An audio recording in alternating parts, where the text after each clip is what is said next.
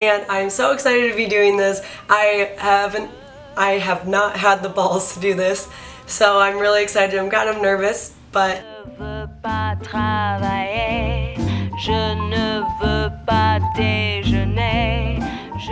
okay, so number 4, really figure out a realistic budget.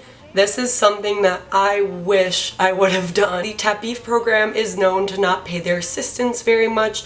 I mean, you don't work a lot, but you do have to figure out a realistic budget. So for me, since I decided to live in the city of Lille, it comes with extra costs. So for example, I had to pay for metro tickets very often because I ended up not getting a subscription because I honestly didn't have the money up front right away in the beginning of the year because I was spending it on meeting friends, which is honestly a good investment, going out with new people, your friends, and like making friends and everything, so that is a good investment.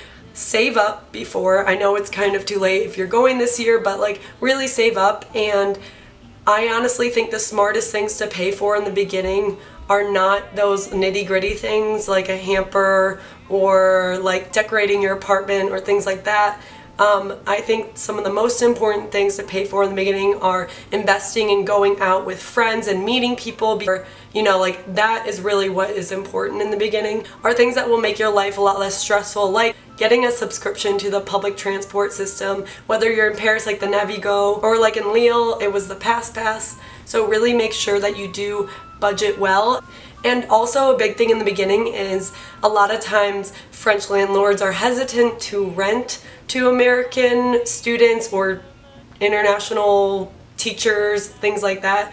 So a lot of times they are very hesitant. So sometimes you have to put up front a lot of money in order to guarantee yourself an apartment, because in France they don't have a credit rating system, so they can't just look you up. So you have to show them, oh, I have this amount of money, here you go, I promise I will pay. So sometimes you have to upfront a month or 2 of rent in advance, just to ensure that you have a place to live, which is kind of crazy, but it's just like the way that it is. So some of the upfront costs that I paid for in the beginning, I had to stay at an Airbnb for the first week because I had nowhere to live, and then I found myself with still nowhere to live until actually about a month in.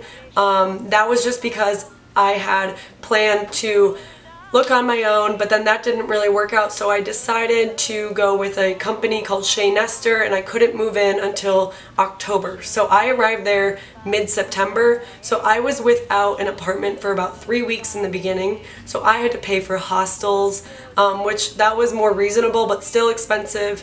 And then I also had to pay for an Airbnb, a long-term one, and that was expensive as well. So definitely make sure that you have money saved up for the beginning. It will come to you eventually because they will start paying you end of October, but seriously, save up in the beginning. Okay, and then number 5 on my list is, before you go to France, talk to your Prof Reference. So if you don't really know what exactly that is, that's okay. But a lot of times your Prof Referent is the one that's been corresponding with you before you arrive in France, and they are the ones that are going to be kind of your go-to leader in the school. So your Prof Ref, a lot of times people get good Prof Referents, and a lot of times people get, so-so or even really bad Prof Referents, because teachers are not obligated to help you with moving in, and even welcoming you.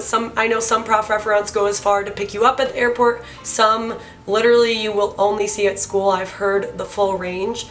So it's very important to make sure that you are in communication with your Prof Referent, because it seriously makes the biggest difference. And if they're being stubborn, just let them know, reach out, be like, hey, I really need help with finding an apartment, or either moving in, or I need a ride. Sometimes they will give you rides. Like, I had my Prof Referent pick me up at a train station and took me to go get my bank account, and that was very sweet of her. And ask your Prof Referent, if they have not offered, ask them, can I have help with opening a bank account? Can I have help with looking for apartments?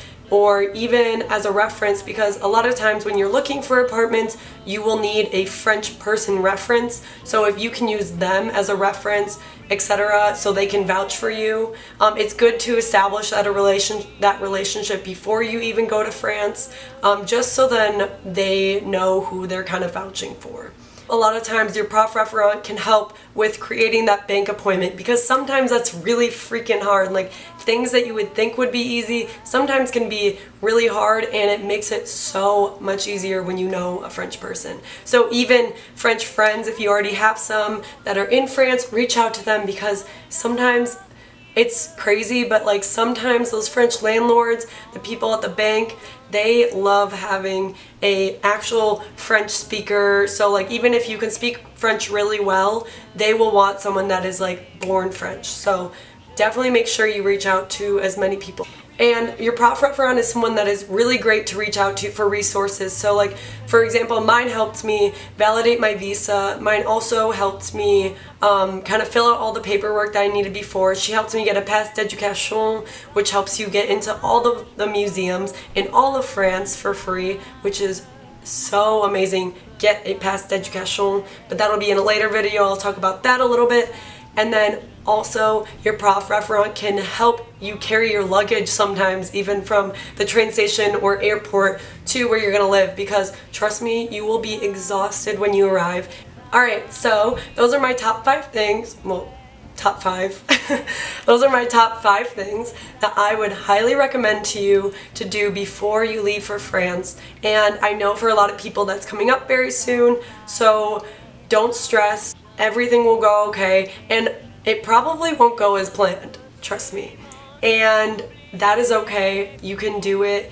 And I will actually be posting more videos kind of talking about my experience in the Tapif program, 5 things that you should do when you get there, and then also just other aspects all about Tapif. And so thank you for watching, and I will hopefully be posting another video in the next week or so, talking about some other aspects of Tapif. Alright, au revoir, bisous. Mwah.